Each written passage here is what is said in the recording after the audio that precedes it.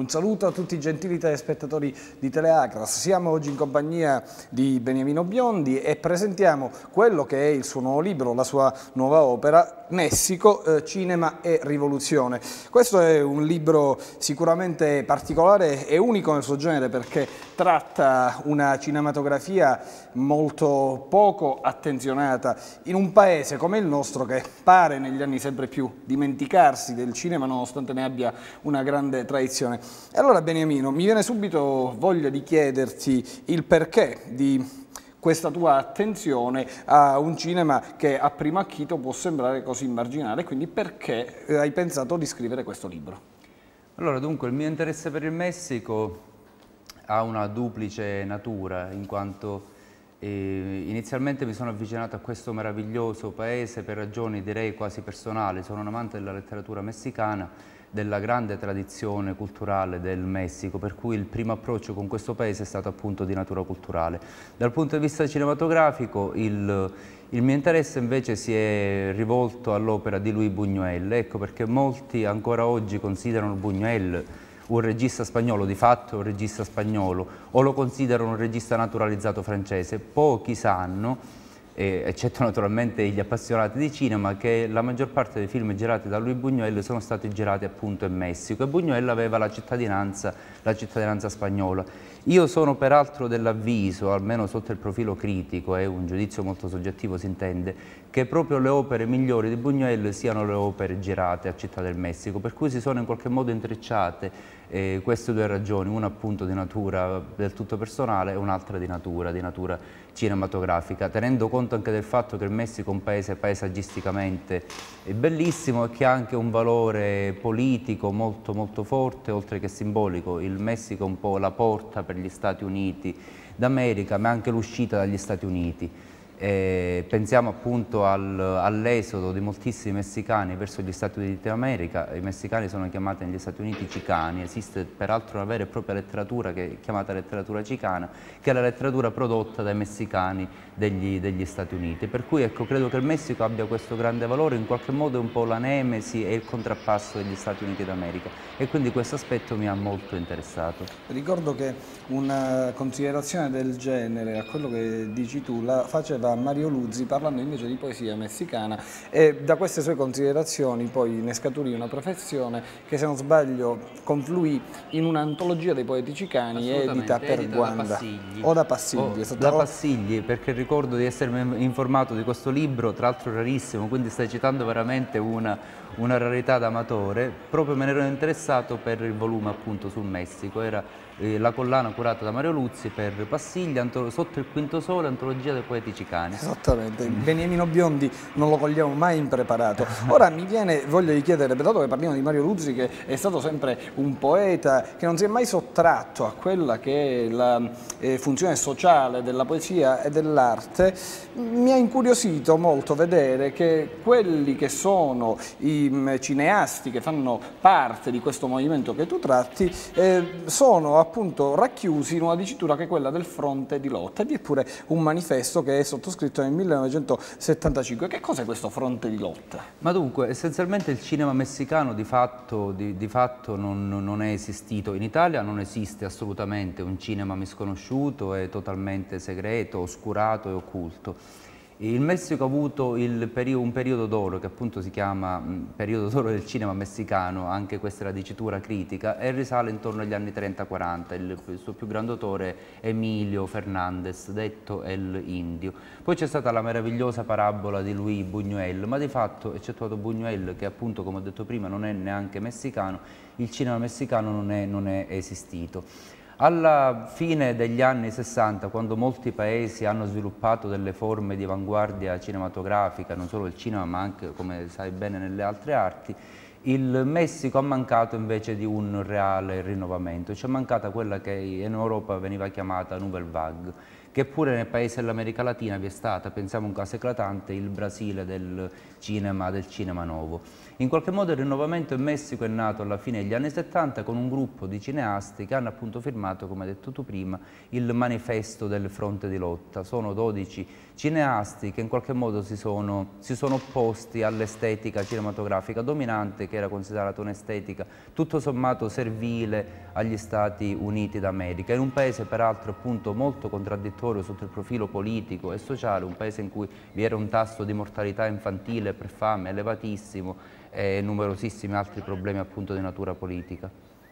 Beh, qua io leggo nella prefazione del professor Stefano Tedeschi, ricordiamo che questo libro, piuttosto non l'abbiamo detto, è stato adottato appunto in alcune università, magari ora ci vuoi parlare di quali sono queste università che l'hanno adottata, e il professor Stefano Tedeschi dice nella prefazione a questo bel libro: i giovani registi del fronte si propongono allora come la generazione che vuole ricominciare da zero, sostenuta in ciò da una realtà culturale che sempre in quegli anni, dopo la rivolta studentesca del 68, iniziava a scuotersi da pesanti condizionamenti politici. Ora, quanto in questo senso quindi questa militanza influisce nel loro cinema? E mi viene da chiederti anche un parallelismo, e con questa compendiamo 3 domande in una.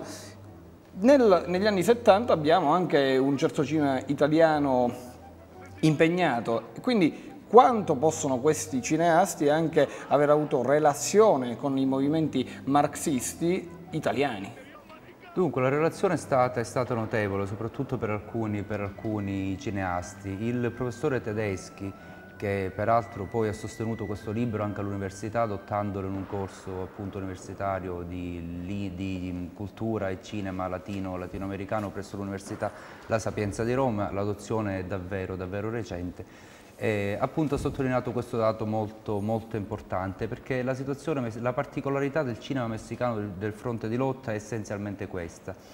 Il cinema rivoluzionario messicano è un cinema socialista all'interno di un paese capitalista, è l'unico esempio al mondo di cinematografia in qualche modo organizzata in maniera socialista all'interno di un paese liberista e capitalista come il Messico. Questo perché? Perché i film messicani venivano prodotti con una formula chiamata de paquete, che significa questo: per l'80% i capitali venivano dati dallo Stato, per il 20% venivano dati dai lavoratori che in qualche modo attraverso i sindacati investivano appunto una parte minima ovvio, del loro salario, della loro remunerazione per produrre delle opere d'arte, una situazione che in Italia sarebbe impensabile come in molti altri paesi. E le vendite poi del film in qualche modo ritornavano ai lavoratori. Se il film andava bene nelle sale, i lavoratori potevano addirittura avere un aumento, in qualche modo avere un interesse rispetto alla somma versata, oppure correvano il rischio anche di perderci. Per cui questa formula, una formula molto stravagante, è stata utilizzata solo per il cinema messicano. Non esiste una cinematografia al mondo in cui appunto lo Stato, i sindacati e i lavoratori hanno in qualche modo concorso alla creazione di film che appunto non sono opere di consumo ma sono opere d'arte, quindi rivolte in qualche modo anche ad un'elite culturale. Bisogna però dire, cogliendo lo spunto che offri anche intelligentemente tu, che ci sono appunto degli elementi poi popolari nel cinema messicano. Pensiamo appunto ad esempio anche al parallelismo con gli spaghetti western in Italia, quindi anche dei paesaggi simili, questa tendenza rivoluzionaria che appunto gli italiani poi hanno anche esasperato con l'uso degli spaghetti western, e anche una vicinanza di temi rispetto al cinema politico italiano, appunto ai gruppi marxisti-leninisti che dicevi tu, perché appunto molti cineasti messicani sono stati appunto militanti di quelle organizzazioni e talvolta hanno militato, ecco, io direi per necessità civile. Pensiamo che nel 1968, e molti film di cui io parlo trattano questo tema, 10 giorni prima dei Giochi Olimpici che appunto si svolsero a Città del Messico, furono uccisi un numero elevatissimo di studenti durante una manifestazione di piazza, proprio 10 giorni prima di un evento mondiale. È chiaro che questo ha scatenato anche così l'indignazione morale e civile di numerosi intellettuali messicani, tra cui anche registi del fronte di lotta. Sempre dalla relazione del professor Tedeschi io leggo: un atteggiamento radicale comporta il totale rifiuto del passato, come sempre avviene in questi casi, e le conseguenze non saranno del tutto positive. Quindi mi viene da pensare che questi registi del fronte di lotta in qualche modo dovettero rifiutare anche la cinematografia a loro precedente. Questo mi fa pensare, sempre facendo un parallelismo con l'Italia, che Gianni Canova, il critico cinematografico, fece in un suo saggio una considerazione riguardo al cinema italiano italiano del dopoguerra, e diceva che rispetto a molte altre cinematografie quali la Nouvelle Vague, nel nostro cinema manca il parricidio, se non in pochi esempi come I pugni in tasca di Bellocchio, dove c'è un parricidio materiale. Ebbene, lo poneva come quasi una colpa il non riuscire a stravolgere il linguaggio dei padri, anche se a parer mio ovviamente il cinema italiano ha avuto altri pregi anche per la mancanza di questo parricidio. Ora io voglio chiederti cosa ha comportato nel cinema messicano questo cambio, questo parricidio, e se effettivamente questa mancanza di parricidio, questa continuità tu la rivedi nel cinema italiano, contrapponendo sempre i due cinema. Ma dunque, per quanto riguarda il cinema italiano, vero è anche rispetto agli altri esempi europei, cioè gli altri paesi come la Francia, l'Italia o la Spagna, che è mancato questo parricidio. E amo molto questa parola che tu usi, perché credo che sia una parola anche esatta, perché in qualche modo riferisce anche un po' dell'atteggiamento psicologico, esistenziale dei registi nei confronti appunto dei loro padri. Tant'è che in Francia i giovani cineasti, Godard, Truffaut, si scagliavano appunto contro quello che definivano cinéma du papa, quindi chiaramente è effettivamente un parricidio. Quindi è vero che in Italia è mancato questo parricidio ed è mancata una Nouvelle Vague, ma in qualche modo i grandi maestri italiani erano già molto avanti rispetto ai colleghi. Pensiamo a Michelangelo Antonioni, che in realtà è un grande maestro, ma era un uomo modernissimo, autore di un cinema veramente moderno, probabilmente moderno ancora oggi, ce lo possiamo considerare veramente un maestro, un giovane in qualche modo. Per cui ecco, in qualche modo in Italia si sono avuti anche degli esempi che appunto, pur non contestando in maniera assoluta il cinema del passato, sono riusciti in qualche modo a porsi come leve per le giovani generazioni. Pensiamo a registi come Pasolini, il suo Accattone è un'opera di una modernità straordinaria, addirittura a dei punti di contatto leggevo in questi giorni che alcuni cineasti brasiliani della fine degli anni 60 facevano un cinema molto simile a quello di Pasolini, e quando hanno avuto modo nel corso degli anni di vedere Accattone hanno detto: guarda, in Italia c'era qualcuno che girava come giriamo noi. Per cui ecco, ci sono stati degli uomini assai brillanti che probabilmente sono stati degli isolati ma straordinariamente moderni. Per quanto riguarda il Messico, chiaramente ecco, quando si creano delle opere così in qualche modo estreme, quando si parla di fronte di lotta, quando si rinnega tutto del passato, si corre talvolta il rischio anche di rinnegare ciò che di buono c'è stato. Quindi anche i cineasti del fronte di lotta hanno sicuramente corso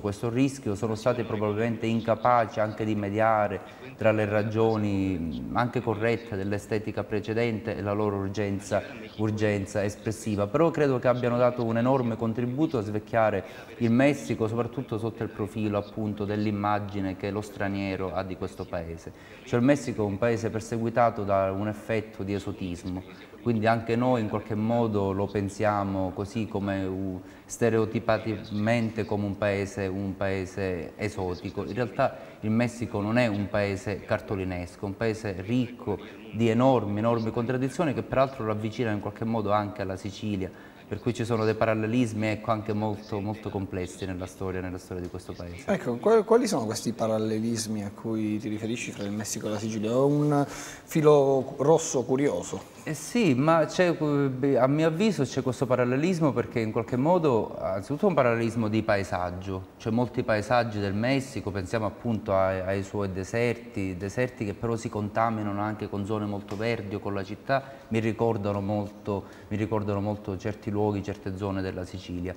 E poi mi sovveniva, proprio nei giorni in cui scrivevo questo libro sul cinema, una bellissima frase di Sciascia che è tra le meno citate, e quindi mi è anche particolarmente cara. Quando Sciascia diceva che la Sicilia ha risolto i problemi del primo mondo senza risolvere i problemi del terzo mondo, ecco, io credo che sia una frase davvero illuminante e credo che descriva ancora la Sicilia come oggi,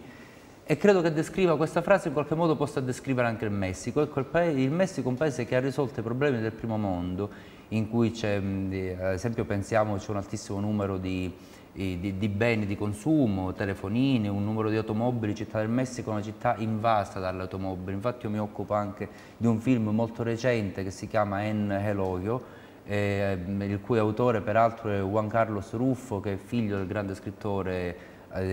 latinoamericano Juan Ruffo. Questo film è proprio un film sulla costruzione di un grande ponte a Città del Messico ed è invaso da immagini di automobili, veramente una megalopoli invasa dalle auto,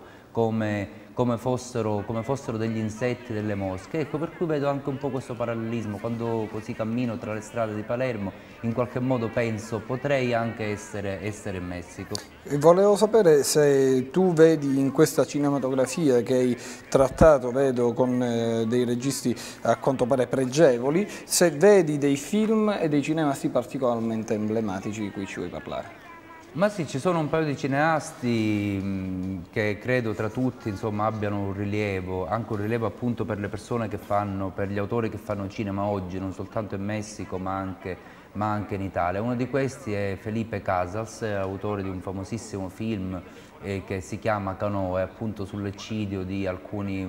uomini in un piccolo villaggio. Arrivano in questo piccolo villaggio dei giovani ragazzi per una vacanza, è un villaggio naturalmente di persone molto chiuse nella loro cultura secolare, tradizionalista, con una presenza fortissima di una chiesa reazionaria. Questi ragazzi vengono scambiati in qualche modo per degli agitatori politici e vengono sterminati nel giro di pochissimi giorni. Ecco, un film molto duro, molto forte, però è paradigmatico della situazione sociale che viveva il Messico in quegli anni e che ancora oggi moltissimi paesi dell'America Latina vivono, oltre che dell'Africa e di molte zone dell'Asia. Questi film, peraltro, di cui mi occupo io, sono, come dicevo prima, sconosciuti in Italia. È giunto tra tutti questi titoli un solo film nelle nostre sale, lo cito perché è una cosa molto divertente, un film tratto dal romanzo I cuccioli di Mario Vargas Llosa, che come molti sapranno ha ricevuto il premio Nobel da poco, è un grandissimo scrittore. Questo film ha una storia molto forte, un ragazzino che ha delle turbe psicologiche, un cattivissimo rapporto con le donne,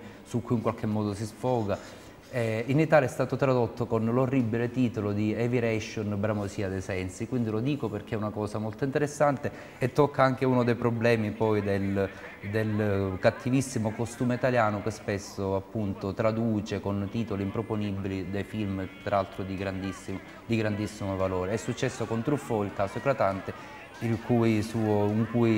il film è stato reso con non drammatizziamo, è solo questione di corna ed è uno dei suoi film più belli. Infatti, a conferma di quanto dici tu, recentemente al Festival del Cinema di Roma è stato premiato il film Las Buenas Hierbas di Mariano Varo ed è un film che non ha avuto una distribuzione in Italia nonostante sia stato premiato per la migliore interpretazione femminile, proprio a dimostrazione che il mercato, specie di un certo cinema, ancora in Italia soffre anche all'esterno dell'importazione. Ora mi viene da chiedermi, dato che prima di questo libro tu hai scritto un saggio sul cinema catalano, hai scritto un saggio sul cinema greco, ne hai in preparazione altri sul cinema giapponese. Bene, sono saggi che, se vogliamo, già nello stretto mercato, nella stretta nicchia del cinema e della saggistica sul cinema italiano, sono operazioni coraggiose, controtendenza, contro le stesse logiche del mercato. Ora,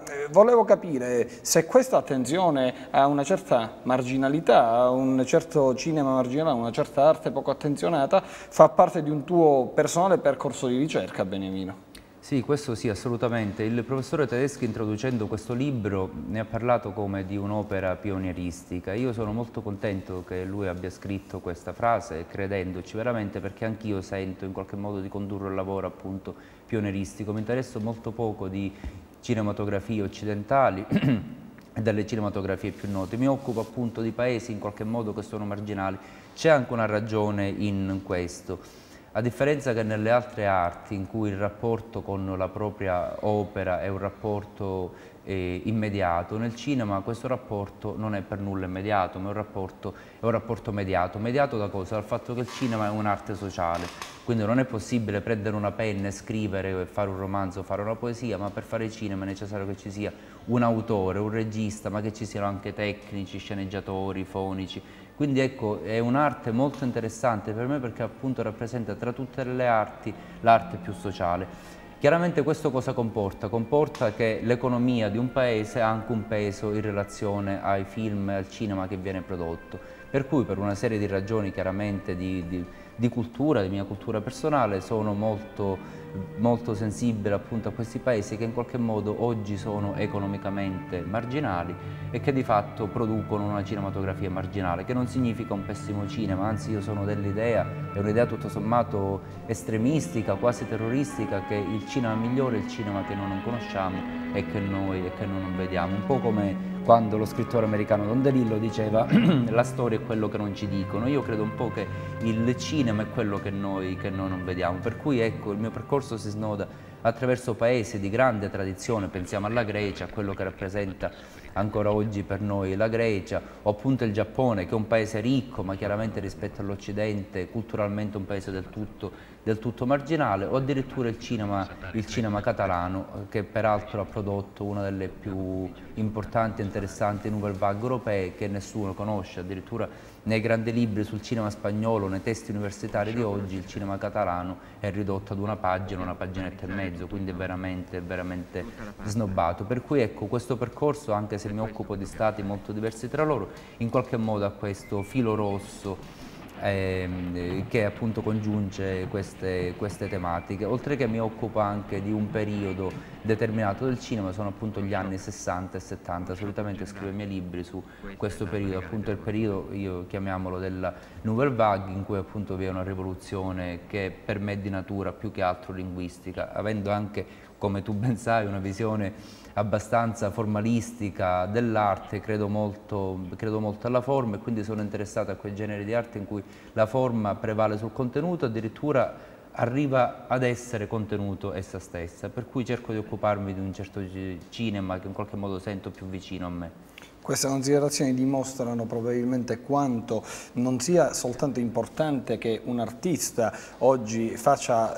abbia un ruolo sociale con la propria arte, con la propria creazione, ma quanto anche la ricerca storico-artistica e la ricerca critica oggi debbano avere un valore finalizzato al sociale, finalizzato a una conoscenza che oggi ci metta davanti alle dinamiche e del potere e le dinamiche che possono essere distorsive nei confronti di quella che è una società oggi come oggi vediamo traballante. E hai citato il caso della Grecia, che è uno dei casi apicali più scottanti di questo momento storico. Domanda classica finale: che cosa hai in cantiere come prossimi lavori?